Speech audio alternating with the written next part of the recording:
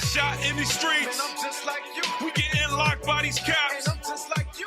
We fulfill the I'm prophecies. just like you. You might be light, I might be dark. But I'm just like you. We kill each other over colors. I'm just like you. I'm in these ghettos, in these slums. I'm just like you. They call you nigga, call me Spick. And I'm just like you. You was 1619, I was 1492. We getting shot in these streets. I'm just like you. We getting locked by these caps. I'm just like you. Welcome to FCN Quick News of the Day. I'm your host, Officer Daniel, and in today's news we have Should young black girls be wearing lace front wigs? that. It's crazy that in 2024 we gotta ask these questions now. It's young little girls, and the reasons why we have to ask these questions is bad parenting. Um, Social media has destroyed our people to a phenomenal extent. I mean, it's real desolation. And now our people are doing anything for views. Anything. Read that first paragraph. In recent years, the landscape of beauty in the hair care for young black girls has evolved dramatically. Gone are the days when a simple head full of braids, slicked down with ultra sheen and adorned with barrettes. That's what we used to do back in the day, man. You go to school, you got the little girls, they get their little plaits or whatever, a lot of them, that whole weave, putting the weave in their head and stuff like that thing is new too. Cause when I was in school, the sisters in like middle school, elementary, they didn't have all that stuff in their head. You understand? It was regular plaits or braids, and people went to school. That was it. Go ahead. Today, social media platforms like TikTok have introduced a new trend that has sparked both fascinating and outraged: the application of lace front wigs on young children. When they say spark the trend, I mean somebody done went viral. Somebody done went viral for putting a damn wig on a child, and they got paid for that video, and now everybody else trying to do it. Go ahead. The rise of lace front wigs among young girls. As parents navigate the complexities of beauty standards and self-expression, many are What is there to navigate? God made you beautiful. God gave you hair that nobody else has, skin complexion that nobody else has. He made you perfect in his eyes. Go ahead. Many are opting for lace front wigs for their little ones. This trend has gained traction on platforms like TikTok, where videos showcase parents gluing wigs onto children as young as 1 year old. Wow. Amazing. While some viewers found the results adorable, others are raising serious concerns about the implication of this practice. Scroll down to the effects, long-term effects. Go ahead. Long-term implications on self-esteem. Critics of the lace front wig trend argue that introducing young girls to wigs at such an early age can negatively impact their self-esteem. Exactly, 100%. They're not gonna think they're not gonna think too highly of themselves after. They're gonna think that they need artificial things, and they're gonna, you know what? They're gonna seek wrong attention as well. This is why we got all these little young girls on these social media sites, basically naked, crying out for attention from random strangers, people that they don't know. Go ahead. A TikTok video featuring a 4-year-old with a lace front wig and acrylic nails has particularly drawn ire, with many commenters expressing concern that this sets unrealistic beauty standards for young children. That's why you got the whole industry, the health industry of Botox. You got BBLs, breast enlargements. It's because these people have low self-esteem about themselves, and they think that they need to amplify themselves for attention. Go ahead, read. One commenter poignantly stated, "I don't agree with her putting her in no lace front. Let her learn to love her natural self and be a kid." This highlights a growing awareness of the psychological effects that beauty practices can have on young girls. 100%. And this is why. Go to Wisdom of Solomon chapter 13 and read verse 3. And I completely agree. Those things have negative impact on your children. Self-esteem. It does. When you should be telling your children that God made you beautiful the way you are and you perfect. Watch this. Read that because God says it. Wisdom of Solomon, chapter 13 and verse 3 in the Apocrypha. Come on. With whose beauty, if they being delighted, took them to be gods, let them know how much better the Lord of them is. For the first author of beauty have created them. God says he is the first author of beauty and he made us. You understand? That's what God says. I think we jumped down to jump up to read from verse 1. Wisdom of Solomon, chapter 13 and verse 1. Come on. Surely vain are all men by nature, who are ignorant of God, and could not out of the good things that are seen know him that is. Neither by considering the works did they acknowledge the workmaster, Go ahead. but deem either fire or wind or the swift air. The Lord is the workmaster. He is the what is man the potterman that molds the clay. Go ahead. But deem either fire or wind or the swift air or the circle of the stars or the violent water or the lights of heaven to be the gods which govern the world. Go ahead. With whose beauty, if they being delighted, took them to be gods. Let them know how much better the Lord of them is, for the first author of beauty have created them. That's God says. God says, just as he created the lights in heaven, the circle of the stars, just as he made them in their perfection to do what they do, God says he also made you in your perfection. Go to Psalms 50. Psalms chapter 50 and read verse 2. The book of Psalms, chapter 50 and verse 2. Out of Zion, the perfection of beauty. What type of beauty? The perfection of beauty. God says when he made you perfect. The perfection of beauty, meaning you are the highest standard of beauty on the earth. Man, that's good. Read it again. Psalm chapter 50 and verse 2. Out of Zion, the perfection of beauty, God have shined. God have shined.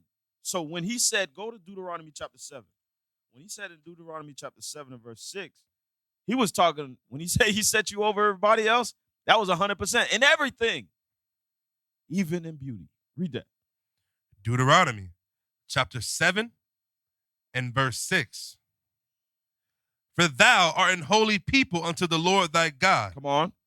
The Lord thy God hath chosen thee to be a special people unto himself, above all people that are upon the face of the earth. That's what it means to be the perfection of beauty. You are above all nations. All nations desire your shape. All nations desire your skin tone. That's why they sunbathe, right? All nations desire your facial features. That's why they inject their lips or try to widen their nose. You understand?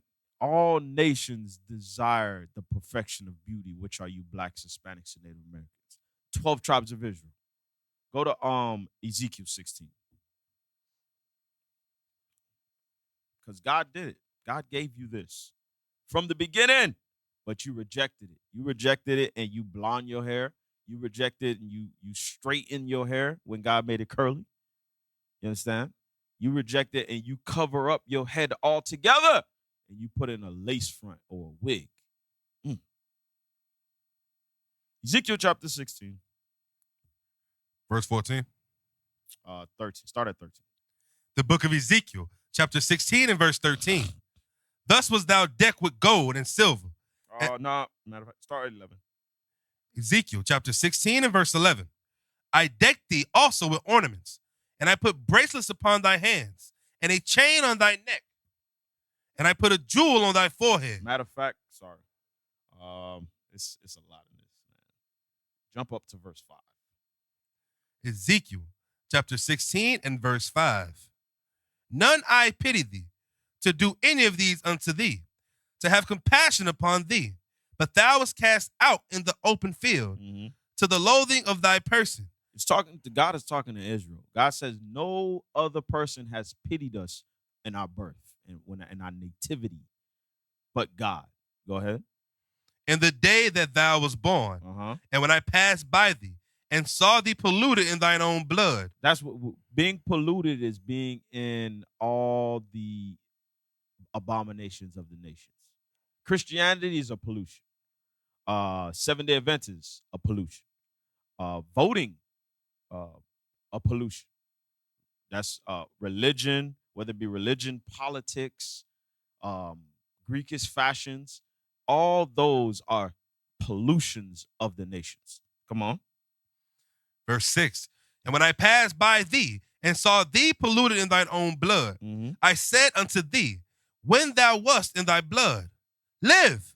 Yea, I have said unto thee, when thou wast in thy blood, live. Come on. I have caused thee to multiply as the bud of the field, and thou hast increased and waxen great, and thou art come to excellent ornaments. Thy breasts are fashioned, and thine hair is grown, whereas thou wast naked and bare. You see that? So God, this is the time when God was making us beautiful. He says, your breasts are fashioned and thine hair is grown. That goes into beauty. God was making us beautiful. Jump down to verse 11 now. Verse 11. I decked thee also with ornaments, and I put bracelets upon thy hands. And those are, sisters call it what? Accessories. You put on a beautiful dress, a head wrap, then you throw on your accessories, the forehead jewel, the bracelets. Come on. And a chain on thy neck, and I put a jewel on thy forehead, and earrings in thine ears. Come on. And a beautiful crown upon thine head. Thus was thou decked with gold and silver, and thy raiment was of fine linen and silk, embroidered work. Thou didst eat fine flour and honey and oil, and thou you waxed fat. You ate good. You looked good. You ate good. Come on. And thou was exceeding beautiful. That was what? And thou was exceeding beautiful. Come on. And thou didst prosper into a kingdom. And thy renown went forth among the heathen for thy beauty. For it was perfect through my comeliness, which I had put upon thee, saith the Lord God. You see? So God said your beauty was perfect. Perfect. But what happened? What happened? Give me Isaiah 3. I'm going to what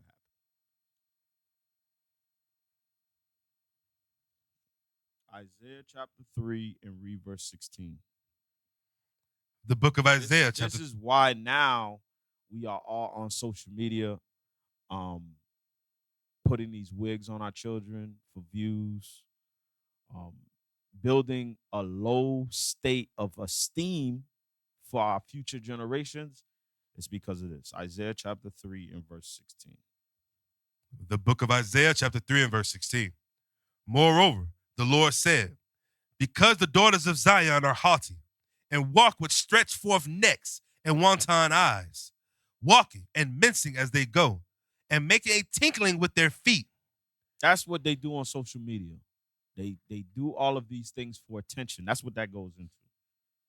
Wanton eyes, that's the desiring eyes. You see Cardi B, you see Nicki Minaj, you see Megan Thee Stallion. You see they do these things. They got their Instagram posts of the so-called IG models. They make read it again. They got wanton eyes. And walk with stretched forth necks and wanton eyes. Pride. They walk with pride. All the single ladies, independent women. Come on. Walking and mincing as they go, and making a tinkling with their feet. Therefore, the Lord will smite with a scab the crown of the head of the daughters of Zion. Now you need a wig. That's what God said. He's going to smite your crown, your hair. He's going to take away your hair. You understand? Hold that. See why. Why would God just take away sisters' hair? 1 Corinthians chapter 7. 1 Corinthians chapter 7.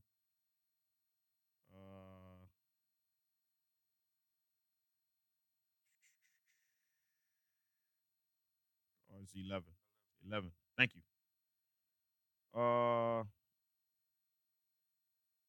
Read verse 8. 1 Corinthians chapter 11 and verse 8.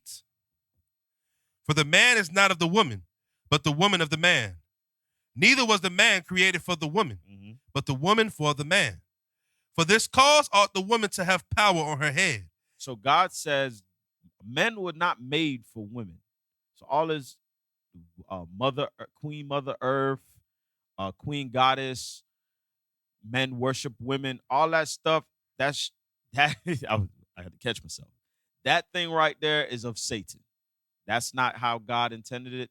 That is not God's role on the earth. Jump up real quick. Verse 3. Verse 3. But I will have you know that the head of every man is Christ, and the head of the woman is the man, and the head of Christ is God. God says the head of the woman is the man. That's what it means when you jump back down where it says, for this cause ought the woman to have power on her head because of the angel. Go ahead, jump back down to verse 11. Verse 11. Nevertheless, neither is the man without the woman, neither the woman without the man in the Lord. For as the woman is of the man, even so is the man also by the woman. Come on. But all things of God, judging yourself, is it comely that a woman pray unto God uncovered? Doeth not even nature itself teach you that if a man have long hair, it is a shame unto him?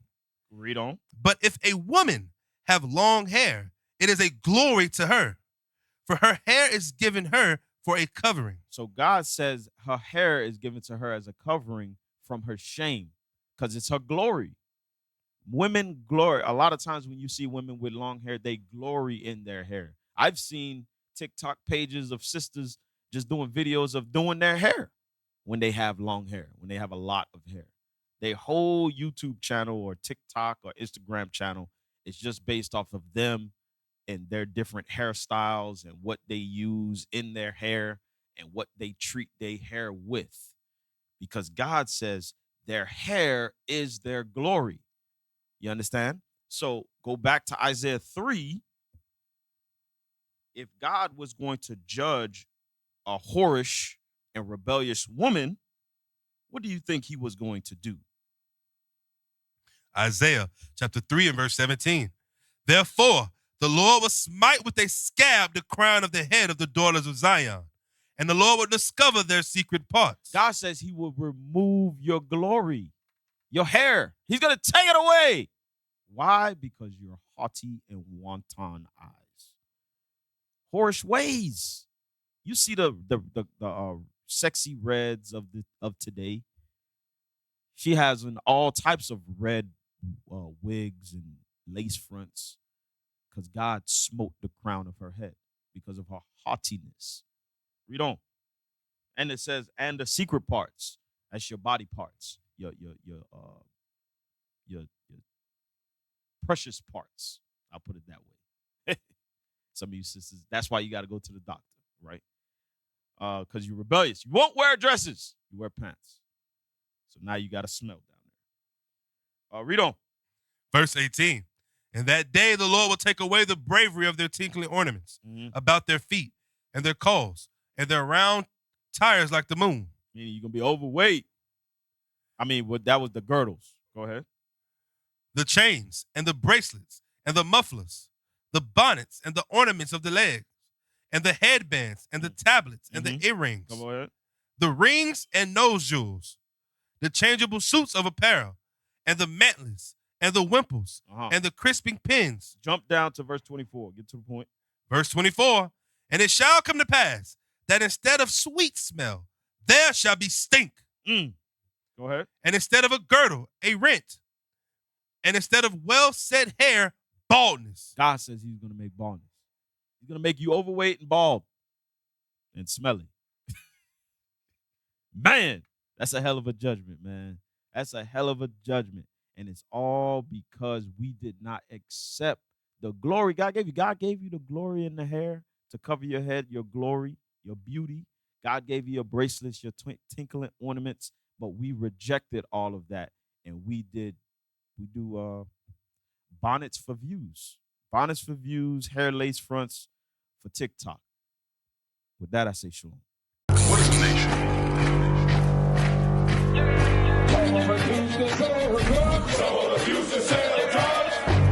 Nation is men leading by example.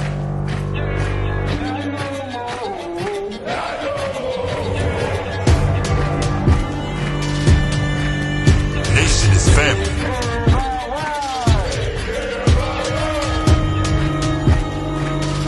Nation is community. Nation is children with role models.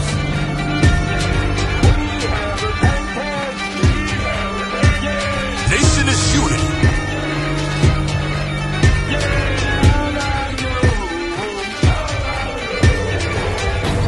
Nation